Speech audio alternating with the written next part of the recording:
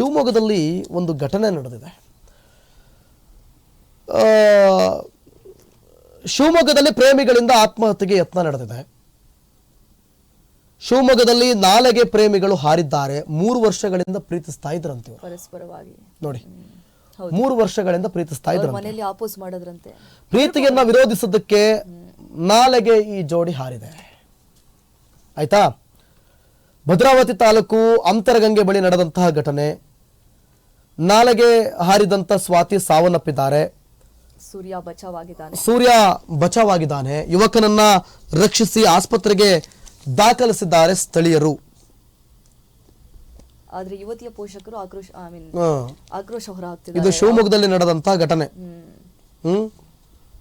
3 ವರ್ಷಗಳಿಂದ ಪ್ರೀತಿಸ್ತಾ ಇದ್ರಂತೆ ಸ್ವಾತಿ ಸೂರ್ಯ ಅನ್ನೋರು. ಮನೇಲಿ ಕೂಡ ಈ ಒಂದು ವಿಚಾರವನ್ನ ಪ್ರಸ್ತಾಪ ಮಾಡಿದ್ರಂತೆ. ಆದ್ರೆ ಮನೇಲಿ ಒಪ್ಪಲಿಲ್ಲ. ಏನಾಗಿದೆ ನಿಮ್ಗೆ? ಪ್ರೀತಿ ಮಾಡಾಗಿದೆ, ಒಬ್ರಿಗೊಬ್ರು ಮನ್ಸು ಕೊಟ್ಟಾಗಿದೆ, ಮತ್ ಮನೇಲಿ ಒಪ್ಪಲಿಲ್ಲ ಅಂದ್ರೆ ಅದಕ್ಕೊಂದು ಅರ್ಥ ಇದೆಯಾ? ಈಗ ನೋಡಿ, ಹುಡುಗಾನೂ ಇಲ್ಲ, ಹುಡುಗಿನೂ ಇಲ್ಲ, ನಿಮಗೆ ಮಗಾನೂ ಇಲ್ಲ, ಮತ್ತೊಬ್ರಿಗೆ ಮಗಳೂ ಇಲ್ಲ. ಮಗ ಬದುಕಿದ್ದಾನೆ. ಒಬ್ಬ ಸೂರ್ಯ ಬಚಾವಾಗಿದ್ದಾನಾ? ನೋಡಿ, ಇಲ್ಲಿ ನಾಲಿಗೆ ಹಾರಿದಂತ ಸ್ವಾತಿ ಸೂರ್ಯ ಬಚಾವಾಗ್ಬಿಟ್ಟಿದ್ದಾನೆ. ಈಗ ಅವಳು ಹೋದ್ಲಾ? ಈಗ ಅವನ ಗತ ಏನು? ಈಗ ಅವನು ಬದುಕಿದ್ದು ಸತ್ತಂಗ? ಒಂದೇ ಸಲ ಹೋಗ್ಬಿಟ್ಟಿದ್ರೆ ಹೋಯ್ತತ್ಲಾಗಿ ಬದುಕ್ಬಿಟ್ಟವನವನು. ಸ್ಥಳೀಯರು ಯುವಕನನ್ನು ರಕ್ಷಿಸದಂತೆ ಹಂಗೆ ಯುವತಿನೂ ಕೂಡ ರಕ್ಷಿಸಬೇಕಲ್ವಾ? ಅಂತರಗಂಗೆ ಬಳಿಯ ಉಕ್ಕುಂದದ ನಾಲೆಗೆ ಹಾರಿದ್ರಂತೆ ಜೋಡಿ. ಆಯ್ತಾ? 19 ವರ್ಷದ ಸ್ವಾತಿ. ನೋಡಿ ಎಷ್ಟು ಮುದ್ದಾಗಿದೆ ಈ ಹುಡುಗಿ. ಇವರ ಬದುಕೆ ಸರ್ವನಾಶ ಆಗೋಯ್ತಲ್ಲಪ್ಪ. ಛೇ, 19 ವರ್ಷ ಅಷ್ಟೇ. ಯಾಕ್ರಮ ಬೇಕು ಈ ಪ್ರೀತಿ ಪ್ರೇಮ ಎಲ್ಲ ನಿಮ್ಗೆ? ಆಗುತ್ತೆ, ಏನು ಮಾಡೋಕ್ಕಾಗಲ್ಲ. ನಾವು ಅದನ್ನು ಬೇಡ ಅನ್ನೋಕ್ಕೂ ಆಗುತ್ತೆ. ಅದು ಯಾವಾಗ ಎಲ್ಲಿ ಯಾರ ಮೇಲೆ ಹುಟ್ಟುತ್ತೆ ಅಂತ ಹೇಳಕ್ಕಾಗಲ್ಲ ಈ ಪ್ರೀತಿ ಪ್ರೇಮ ಎಲ್ಲ. ಆದ್ರೆ ಓದೋ ಟೈಮಲ್ಲಿ ಓದಬೇಕು. ನೀವು ನಿಮ್ಮ ಕಾಲ ಮೇಲೆ ನೀವು ನಿಂತು ನಿಮ್ಮ ಲೈಫಲ್ಲಿ ನೀವು ಏನೋ ಒಂದು ಅಚೀವ್ ಮಾಡ್ತಾ ಇದ್ದೀರಾ, ಓಕೆ, ನನ್ನನ್ನು ನಾನು ಸಾಕೋದ್ರ ಜೊತೆಗೆ ನನ್ನ ಜೊತೆ ಇರೋರ್ನೂ ಸಾಕ್ತೀನಿ ಅನ್ನೋ ಕಾನ್ಫಿಡೆನ್ಸ್ ಬಂದಾಗ ನೀವು ಮದುವೆ ಆಗಿರಿ. ಅವಾಗ ಪ್ರೀತಿ ಮಾಡೋಕೆ ಶುರು ಮಾಡ್ರಿ.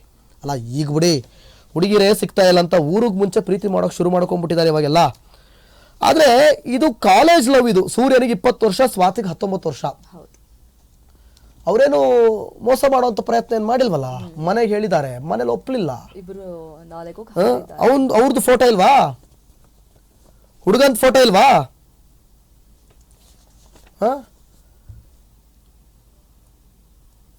ನಿರಂತರ ಶೋಧದ ಬಳಿಕ ಯುವತಿ ಶವ ಪತ್ತೆಯಾಗಿದೆ. ಪಾಪ ಕಾಪಾಡೋದಕ್ಕೆ ಪ್ರಯತ್ನ ಪಟ್ಟಿರ್ತಾರೆ, ಯುವಕನ ರಕ್ಷಣೆ ಮಾಡಿದ್ದಾರೆ, ಯುವತಿನೂ ಹುಡುಕಕ್ ಪ್ರಯತ್ನ ಪಟ್ಟಿರ್ತಾರೆ. ಅದು ಅಂತರ್ಗಂಗೆ ಅಂದ್ರೆ ಗೊತ್ತಲ್ಲ ನಿಮ್ಗೆ, ಉಕ್ಕುಂದ ನಾಲೆ, ಅದು ಹೋಗ್ತಾ ಇರುತ್ತೆ ಹರ್ಕೊಂಡು. ಸೊ ಪ್ರಯತ್ನ ಪಟ್ಟಿರ್ತಾರೆ ಪಾಪ ಸ್ಥಳೀಯರು, ಆಗ್ಲಿಲ್ಲ. ಅಗ್ನಿಶಾಮಕ ಸಿಬ್ಬಂದಿ ಸ್ವಾತಿ ಶವ ಮೇಲೆತ್ತಿದ್ದಾರೆ. ಮಗಳನ್ನ ಕಳೆದುಕೊಂಡಂತ ಕುಟುಂಬಸ್ಥರು ಅವರ ಆಕ್ರಂದನ ಪಾಪ ಮುಗಿಲು ಮುಟ್ಟಿಬಿಟ್ಟಿದ್ದಾರೆ.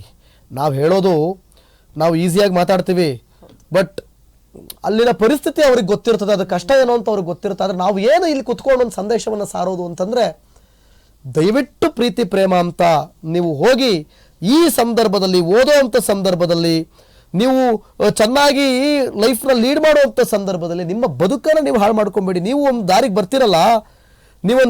ಬರ್ತಿರಲ್ಲ, ಆಗ ಈ ಪ್ರೀತಿ ಪ್ರೇಮ ಅನ್ನೋದನ್ನು ಮಾಡಿ. ಆಯ್ತಾ? ಆಗ ಈ ಪ್ರೀತಿ ಪ್ರೇಮ ಅನ್ನೋದನ್ನು ಮಾಡಿ. ಏನೂ ಇಲ್ಲ, ಹೆಂಗೆ ಒಪ್ಪಿಡ್ತಾರೆ ಅವ್ರ ಮನೇಲಿ? ಈ ಯುವಕನೀಗ 20 ವರ್ಷ ಅಪ್ಪ, 20 ವರ್ಷಕ್ಕೆ ನಿನ್ನ ಒಪ್ಪಿ ಯಾವ ನಂಬಿಕೆ ಹಿಡ್ಕೊಂಡು, ಒಂದು ಹೆಣ್ಣೆತ್ತವರಾದ್ರೂ ಯಾವ ನಂಬಿಕೆ ಹಿಡ್ಕೊಂಡು ನಿನಗೆ ಹೇಳ್ಕೊಡ್ಬೇಕು? ಇದು ಏಜ್ ಲವ್ ಅಂತಾರೆ ಇದನ್ನ. 19-20 ಆಗಿರೋದು ಜಸ್ಟ್ ಅಟ್ರಾಕ್ಷನ್, ಕ್ರಶು ಗಿಶು ಏನೋ ಇದಾವಲ್ಲ ಹೆಸರುಗಳು, ಇವಾಗೆಲ್ಲ ಬಂದ್ಬಿಟ್ಟಿದಾವೆ. ಕ್ರಶು, ಅಟ್ರಾಕ್ಷನ್ನು ಏನಾರ ಬಂದ್ಬಿಟ್ಟಿದಾವೆ ಈಗ ಎಲ್ಲದಕ್ಕೂ ಒಂದೊಂದು ಹೆಸರು. ಅದು ಪ್ರೀತಿ ಅಲ್ಲ. ನೋಡಿದ ಕೂಡಲೇ ಚೂರು ಇಷ್ಟ ಆದ್ರೆ ಕ್ರಶು, ಅದಕ್ಕಿಂತ ಒಂದು ಚೂರು ಜಾಸ್ತಿ ಇಷ್ಟ ಆದ್ರೆ ಅಟ್ರಾಕ್ಷನ್ನು, ಪೂರ್ತಿ ಇಷ್ಟ ಆದ್ರೆ ಲವ್, ದುಡ್ಡಿದ್ರೆ ಅದು ಲವ್. ಗೊತ್ತಿಲ್ಲ, ಅದಕ್ಕೆಲ್ಲದಕ್ಕೂ ಒಂದೊಂದು ಹೆಸರುಗಳು ಉಟ್ಕೊಂಡ್ಬಿಟ್ಟಿದ್ದಾವೆ. ಈಗ ಪ್ರೀತಿಯಾಗೇ ಉಳಿದಿಲ್ಲ, ಎಲ್ಲದಕ್ಕೂ ಒಂದೊಂದು ಹೆಸರುಗಳು ಬಂದ್ಬಿಟ್ಟಿದೆ. ನೋಡಿದ ಕೂಡಲೇ ಆಗೋದು ಕ್ರಶ್ ಅಂತೆ. ಕ್ರಶ್ ಅಂದ್ರೆ ಏನು ಅನ್ನೋದಕ್ಕೆ ಅರ್ಥನೇ ಗೊತ್ತಾಗ್ತಿಲ್ಲ ನಮಗೆ ಇಲ್ಲಿವರೆಗೂ. ಏನದ್ರ ಅರ್ಥ? ಅದಾದ್ರೆ ಏನು ಅಂತ? ಕ್ರಶ್ ಅಂತೆ, ಲವ್ ಅಲ್ವಂತೆ. ಅಂದ್ರೆ ಅದನ್ನ ಇಂಡೈರೆಕ್ಟ್ ಆಗಿ ಹೇಳೋದು. ಅಲ್ಲ ಆಗಲಿ, ನಿನ್ನ ಮೇಲೆ ಕ್ರಶ್ ಅಷ್ಟೇ ಆಗಿದ್ದು, ನನಗೆ ಪ್ರೀತಿ ಇಲ್ಲ ಅಂತ ರಿಜೆಕ್ಟ್ ಮಾಡೋರು ತುಂಬ ಜನ ಇದ್ದಾರೆ. ಏನದು? ಕ್ರಶ್ ಒಬ್ಬ, ಅಟ್ರಾಕ್ಷನ್ ಒಬ್ಬ, ಲವ್ ಒಬ್ಬ, ಗಂಡ ಮತ್ತೊಬ್ಬ. ಕ್ರಶ್ ಒಬ್ಬ, ಇನ್ನೊಂದೇನದು ಅಟ್ರಾಕ್ಷನ್, ಲವ್, ಇವ್ರು 3 ಜನರು ಕೂಡ ಯಂಗ್ ಅಂಡ್ ಎನರ್ಜೆಟಿಕ್ ಆಗಿರ್ತಾರೆ. ಮದುವೆ ಆಗೋನು ಮಾತ್ರ ತಾತ ಅಂಕಲ್ ಆಗಿರ್ತಾರೆ. ಇದೇ ಹಣೆ ಬರ, ಏನು ಮಾಡೋಕ್ಕಾಗಲ್ಲ ಆಯ್ತಾ. ಸೊ ಹಾಗಾಗಿ ದಯವಿಟ್ಟು ನಿಮ್ಮ ಕಾಲ ಮೇಲೆ ನೀವು ನಿಲ್ಲೋವರೆಗೂ ನೀವು ಸ್ವಲ್ಪ ನಿಮ್ಮ ಗೋಲ್ ಮೇಲೆ ಫೋಕಸ್ ಮಾಡಿ ಅಂತ ನಾವು ಹೇಳೋದು. ಯುವತಿ ಶವ ಪತ್ತೆ ಬೆನ್ನಲ್ಲೇ ಸ್ವಾತಿ ಫೋಟೋ ವಿಡಿಯೋ ಲಭ್ಯ ಆಗಿದೆ. ಸ್ವಾತಿ ರೀಲ್ಸ್ ಮಾಡಿರೋ ವಿಡಿಯೋ ಕೂಡ ಒಂದಷ್ಟು ಲಭ್ಯ ಆಗಿದೆ. ಬಿಡಿ, ಇದೆಲ್ಲ ಏನಿಲ್ಲ, ಇಷ್ಟೇ ಇದು ಕತೆ. ಯುವಕನಿಗೆ ಶಿಕ್ಷೆ ಕೊಡಿಸುವಂತೆ ಸ್ವಾತಿ ಕುಟುಂಬಸ್ಥರು ಆಗ್ರಹ. ಬಂದ್ಬಿಡಿ, ಎಲ್ಲದಕ್ಕೂ ಬಂದು ಇಟ್ಕೊಂಬಿಡಿ ಯುವಕರನ್ನ. ಅವನೇನ್ರಿ ತಪ್ಪು ಮಾಡ್ದ? ಇಬ್ರು ಒಪ್ಪಿಗೆ ಅಲ್ವಾ ಪ್ರೀತಿ ಮಾಡಿದ್ದು? ಇಬ್ರು ಒಪ್ಪಿಗೆ ಅಲ್ವಾ ಸೂಸೈಡ್ ಮಾಡ್ಕೊಳಕ್ ಹೋಗಿದ್ದು?